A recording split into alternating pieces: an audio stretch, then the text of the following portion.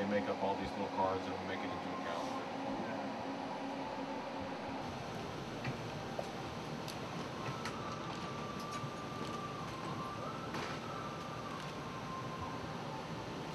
If you can just kind of, the crew's mess. This is also a training room for the crew. So they come here, they eat during middle hours. The rest of the day they sit down and we do training to improve our level of knowledge. This is also our DC party muster area. So if we had a fire, flooding, any type of casualty with the ship's equipment, we would all muster here if it's in the engine room, and we'd suit up and go. I says DC, damage control. This is one of the worst, most devastating casualties we can have on board the submarine is a fire. There's nowhere for the smoke to go, the heat to go, so it's very important that we attack the fire, put it out, and then get the ship up and get the ship de-smoked and ventilated. Our firemen are outfitted with a firefighting ensemble. This is kind of the heart of the firefighting suit. Protects the sailor from the heat and flames. The next part is an air-fed system for breathing. These are charged to 4,500 psi, pound per square inch, and these will provide the firefighters with approximately 30 minutes of clean, fresh air for them to attack that fire. After 30 minutes, we have charging stations throughout the ship. They can come up, connect in, and then recharge it back up to 4,500 pounds.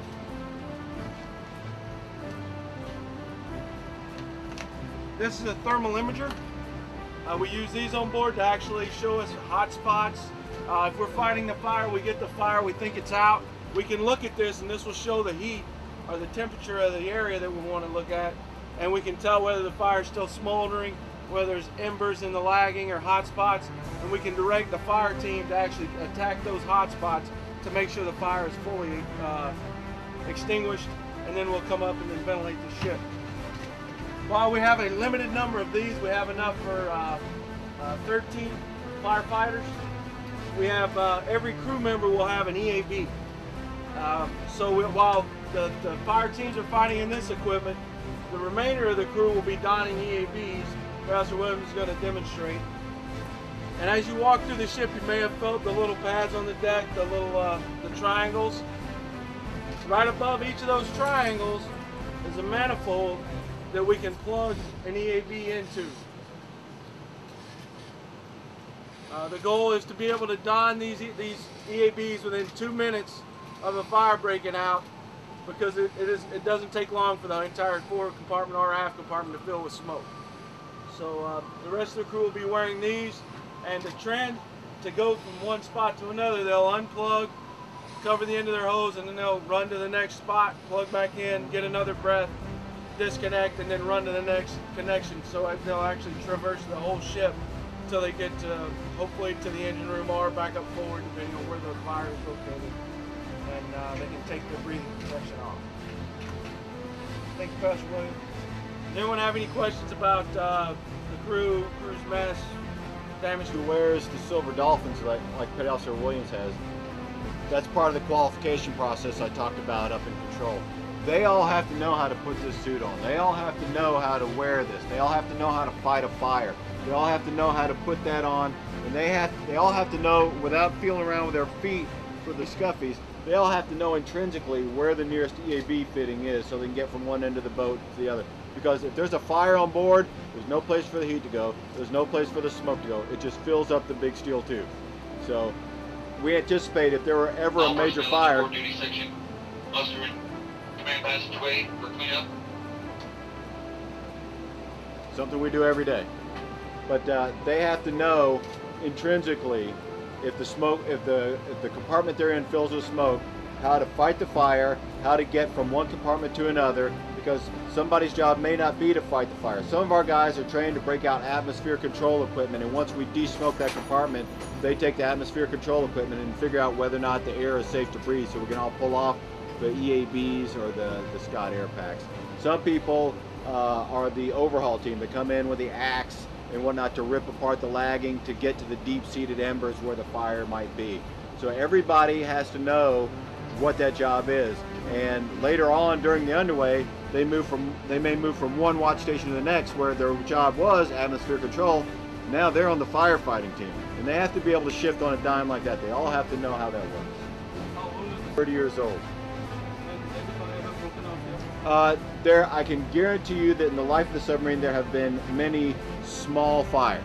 There has never been a major fire. And when I say small fire, things along the line of there's too much lint in the dryer and that kind of catches on fire, and we turn off the dryer and pull the lint out and put the fire out. We've had sometimes electrical components will overheat and they'll put out some smoke and we have to de-energize it. That's the most common fire on board a submarine, or actually any warship, is a small electrical fire. And our guys have to know, part of the qualification process is they have to know the power supply to nearly every piece of equipment on board, just so that if that happens, they know where to go to turn that piece of equipment off. And then Anderson needs to talk to him. So we're going to go right down here. We have your attention. This is the duty officer. Access to the weapon shipping hatch has been secured. Access to the ship is through the forward steer drum. So in this space we have a lot of the equipment that supports the atmosphere control on the ship, and also our emergency source of electrical power, which is our diesel engine.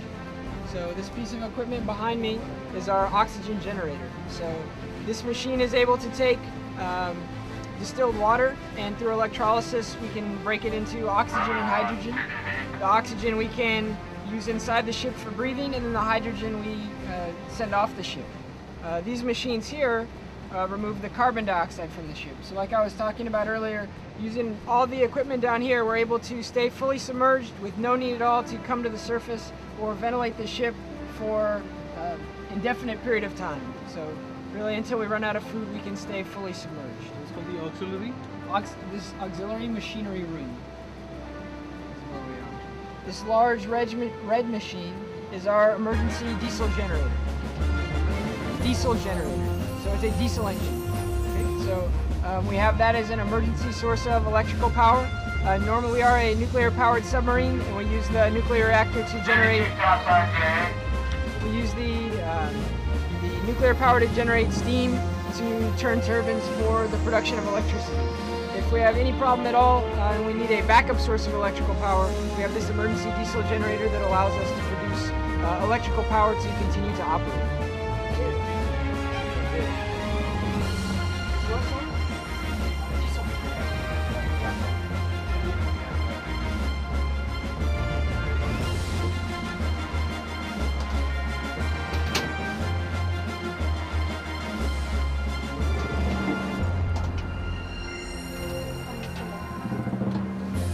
Second time I've been able to come to Goa. I've been on this ship for about 3 years, but previously through a program that the U.S. Navy has, I was an exchange student at Jawaharlal Nehru University in New Delhi. So for 2 years prior to this, from 2006 to 2008, I lived in New Delhi and had the opportunity to live in India and visit India, and this has been a wonderful opportunity for me to come back and also to see so many members of our crew come to India for the first time and get to experience all that is here in Goa and all that is in India. So we've enjoyed it very much as an opportunity to visit here. I need not very good practice, but I can give a little bit. So India कैसा लगता है? तो 2 साल के लिए मैं भारत में रहता था, दिल्ली में, और JNU में पढ़ता था, और हमारे सबमरीन लोग सोचते हैं कि गोवा और भारत बहुत दिलचस्प और सुंदर है। तो बहुत धन्यवाद गोवा लोग इस विजिट में।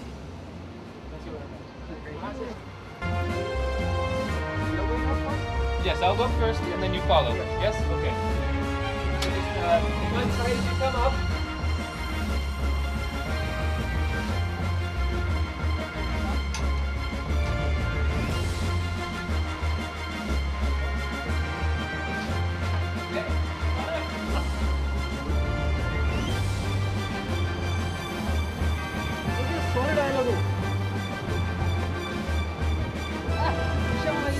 हाँ?